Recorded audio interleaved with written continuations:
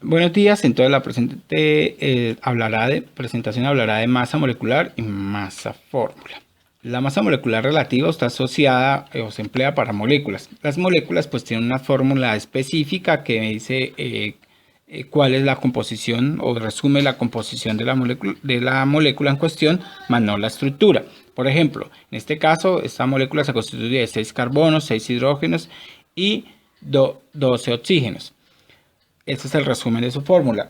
En el caso de la masa fórmula, está asociada más para compuestos que proceden de redes iónicas, donde hay un catión y un anión. En un ejemplo de esto es el carbonato de sodio, donde dos átomos de sodio contienen un átomo de carbono y 3 átomos de oxígeno. Esa relación, en este caso, se conserva durante toda la red tridimensional. Luego eso que debería ser, esa es la fórmula del compuesto.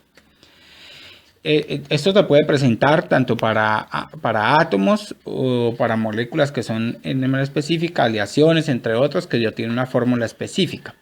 También se puede presentar para moléculas, como lo vimos en este caso, por ejemplo, el ácido nítrico, para fórmulas como en el caso de las redes iónicas, de el calcio y el cloro, que tiene un calcio 2 más y 2 cloros menos, donde para poder hablar de cálculo de la masa molecular nos tenemos que basar en la masa atómica relativa de cada elemento. Entonces es importante que un instrumento que sea ineludible para hacer este ejercicio es tener a la mano una tabla periódica. Y después de tener la tabla periódica hay que identificar el sector donde esta tabla reporta, en el caso de la masa atómica relativa. Como podemos ver, en el ejemplo se denota para el boro, que es de 10.811 gramos mol en este caso.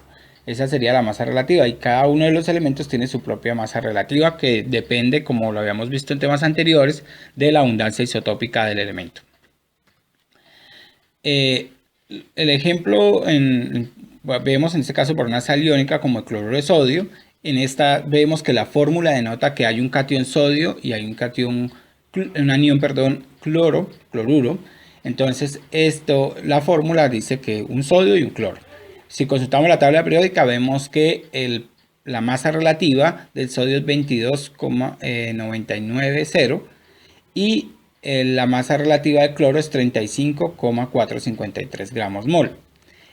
Para poder hallar el peso fórmula de ese compuesto, entonces sería un sodio por 22,99 gramos mol, que es lo que pesa un sodio, la cantidad de sodios que hay, que en este caso es 1 por el peso, por la masa relativa, y eso me daría entonces los 22,99 gramos mol. Ahora a esto le vamos a sumar lo que aportaría a la fórmula el cloro. ¿Qué aporta? Pues hay un cloro por 35,453 gramos mol y esto me da 35,453. Sumo los dos y luego lo que puedo afirmar es que el peso fórmula del cloruro de sodio, o sea, el NaCl, es 58,452 gramos mol. Para el caso de una molécula como la sacarosa, entonces tenemos esta molécula reporta que su fórmula consta de 12 carbonos, 22 hidrógenos y 11 oxígenos.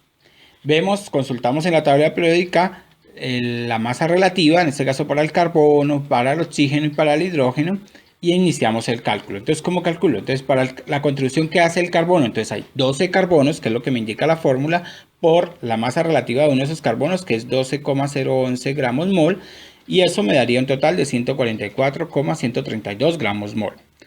Para el caso del oxígeno, entonces hay 11 oxígenos, ¿sí?, por 15,999 gramos mol, que es igual a lo que contribuye el oxígeno, es 175,889 gramos mol.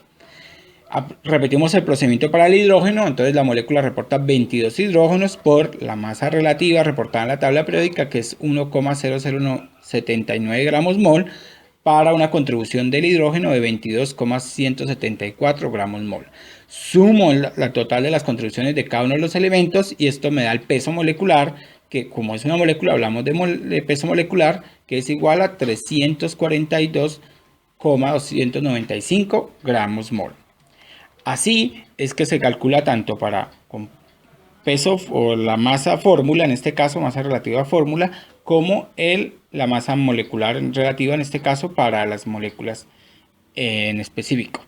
Listo, espero que les haya quedado claro. Ahí se proponen 20 ejercicios que los invito a realizarlos y dejar en los comentarios la respectiva respuesta para ir verificando que sea acertada. Con gusto, hasta luego.